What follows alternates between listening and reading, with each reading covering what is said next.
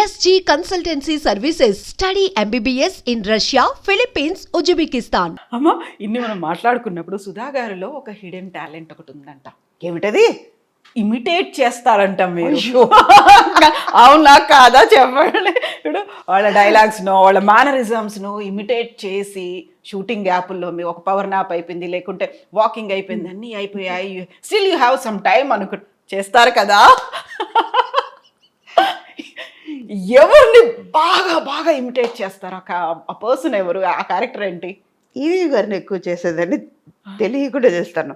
మా గురువు కే బాలచంద్ర గారిని చేస్తాను. మహానుభావుడు ఎక్కడ పుట్టారో ఏమో కానీ ఇవాళ నేను లక్షలు సంపాదించవచ్చు, కోట్లు సంపాదించవచ్చు. నాకు నడక నేర్పించారు. ట్రూ. ఆయన ఇది ఇలా గైడ్ లైన్ ఇచ్చారు. అలా ఆ దారిలోనే వెళ్తున్నాను కాబట్టి మంచిది నేర్పించారు. నాకు చెడు నేర్పించలేదు కదా. ఇలా ఉంటే మంచిగా ఉంటావని చెప్పారు కాబట్టి నేను మంచి దారిలోనే వెళ్తున్నాను. ఇష్టం ఉన్నది చెయ్యి అన్నారు. నాకు ఇష్టం ఉన్నది నేను చేస్తున్నాను. ఆయన చెప్పిన మాటల్లో నేను ఉన్నాను కాబట్టి హ్యాపీగా ఉన్నాను. ఓకే. ఆ తర్వాత ఇంకోటి ఏంటంటే ఆయనలో ఉన్నది ఏంటంటే చాలా టెన్షన్గా ఉంటారు ఆయన బాలచంద్ర గారు. మామూలుగా ఉండరు. ఆయన అంత ఒక ఆర్టిస్ట్ని అప్రిషియేట్ చేసేవాళ్ళు ఎవరు లేరు. ఓ ఆయనతో ఇవాళ వర్క్ చేసిన ఆర్టిస్ట్ అందరూ ఇది గర్వంగా చెప్పుకుంటాను నేను. మా వాళ్ళు బాలచంద్ర గారు ఇంట్రొడ్యూస్ చేసిన ఆర్టిస్ట్ ప్రతి ఒక్కళ్ళు హై లెవెల్లోనే ఉన్నాం, మంచి లెవెల్లో ఉన్నాం, మంచి స్టేటస్లో ఉన్నాం. వాళ్ళందరూ మంచి ఆర్టిస్ట్గా అయ్యాం. అలాగని మిగతా వాళ్ళు లేదని చెప్పలేదు నేను. పర్ఫార్మెన్స్ ఎలా చెయ్యాలి, ఒక క్యారెక్టర్ని ఎలా ఎలివేట్ చేయాలనేది నేర్పించారు ఆయన. ఆయన ఇమిటేట్ చేసి వెనకాల చేస్తాను అనమాట. ముందు కూర్చుంటారా ఆయన? చూస్తారు భయం చెయ్యను, ఇది చేస్తున్నాను. ప్రభు ఊరుకోవచ్చు కదా. చెప్పారు సార్ మీలాగనే చేస్తుంది, వెనకాల చూడండి అర్థం చూపించి చేస్తారు ఎలాగా అనేది. యాక్టింగ్ చేయవు, ఇదన్నీ కరెక్ట్గా చెయ్యి, ఇది అది మా ప్రాణం తీయడానికి ఇదన్నీ చేస్తారా?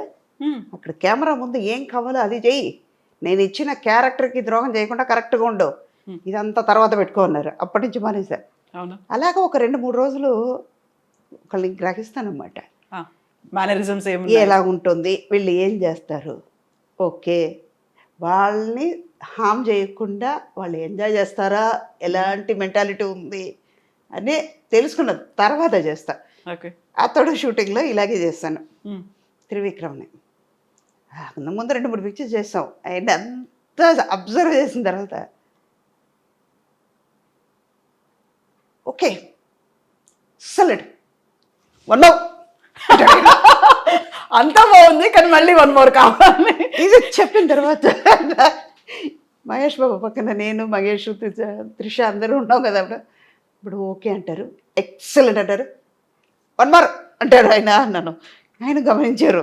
సుధా గారు ఇలాంటి మామూలు వాళ్ళు కాదండి మీరందరూ, మిమ్మల్ని మహేష్ బాబు ఊరుకోవచ్చు కదా, మిమ్మల్ని మీలాగనే ఇమిటేట్ చేసి చూపిస్తున్నాడే ఇలా చూడటమాట. త్రివిక్రమ్ను బాగా గమనించండి. స్టేజ్లో మాట్లాడినా కూడా మైక్ ఇలా పట్టుకున్నా అంటాడు. నవ్వుతారు, ఆ తర్వాత వాయిస్ వస్తుంది, మాట వస్తుంది. ఇది ఆయన చాలా వరకు చెప్పారు. అయ్యో మీతో నవ్వుతారు కానీ మామూలు వాళ్ళు కాదండి, ఏడిపిస్తున్నట్టు ఏడిపిస్తారు, కానీ ఇలాంటి విషయాలన్నీ ఉన్నాయని. అలాగే విజయభాస్కర్ గారు ఆయన ఓకే చెప్పారంటే 1 more అని మాకు ఓకే గుడ్ అన్నారంటే షార్ట్ ఓకే అండి, ఇది టేక్ ఓకే అయింది, వెళ్ళిపోదాం అంటాం.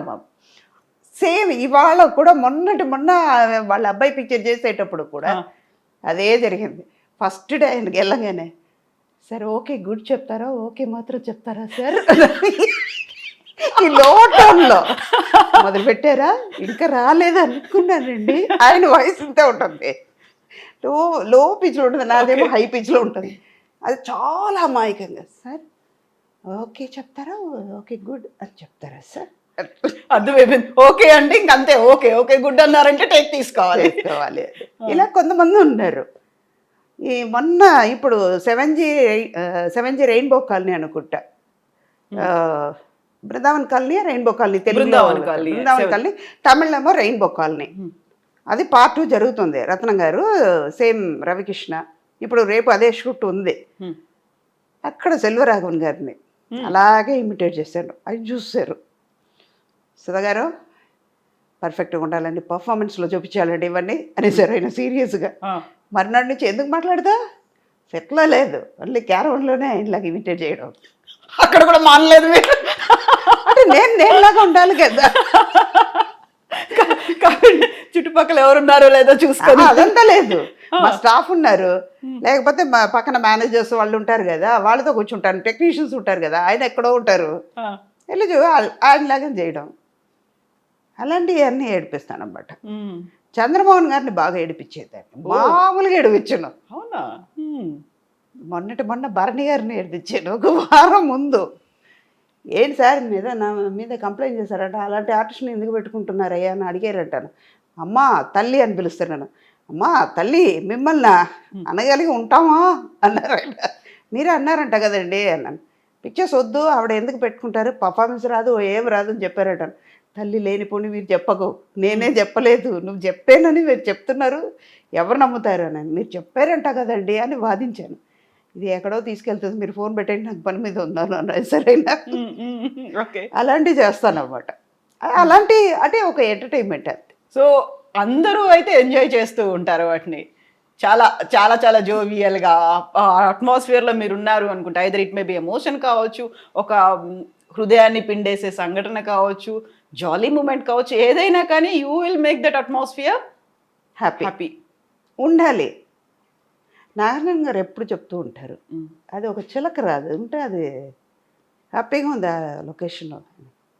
చాలామంది ఎప్పుడు అంటూ ఉంటారు, ఇప్పుడు ఈ మధ్య వెంకటరామయ్య గారు తాలూకానే ఒక పిక్చర్ చేస్తున్నాను, నేను మురళి గారు చేస్తున్నాం అన్నమాట. అదే సంక్రాంతికి వస్తాం, అదే ఆ పిక్చర్ అవన్నీ చేశారు కదా ఫాదర్ క్యారెక్టర్. ఆ మురళి గారు నేను చాలా ఇంపార్టెంట్ క్యారెక్టర్ చేస్తున్నాను. మనం ఈటీవీ ప్రభాకర్ వాళ్ళ అబ్బాయి దివిజ, అమ్మాయి దివిజ హీరోయిన్, చాలా ఇంపార్టెంట్ క్యారెక్టర్. అందులో చేస్తుంటే కొంతసేపటికల్లా ఎమోషన్ సీన్స్ అయిన తర్వాత మామూలుగా మొదలు పెడతాను. ఎవరిని పడితే కెమెరా డిపార్ట్మెంట్ వాళ్ళని ఏడిపించడం, వాళ్ళు స్టాండ్ తీసి లోపల పెట్టేసి కార్లో పెట్టేసి లైట్ మ్యాన్స్ని ఏడిపించడం, ఇలాంటివి చేస్తే అమ్మాయి వాళ్ళు ఉన్నారు అన్ని జాగ్రత్తగా పెట్టండి రా, ముందే జాగ్రత్తగా ఉండాలి. ఇప్పుడు ఇంకా అక్కడ ఏడుస్తూ వస్తున్నారు, మిమ్మల్ని చూస్తే ఏడిపోతుంది మాకు, ఇలాంటివి కూడా పనులు చేస్తున్నారు ఏంటమ్మా అంటే, అది వేరే ఇది వేరే.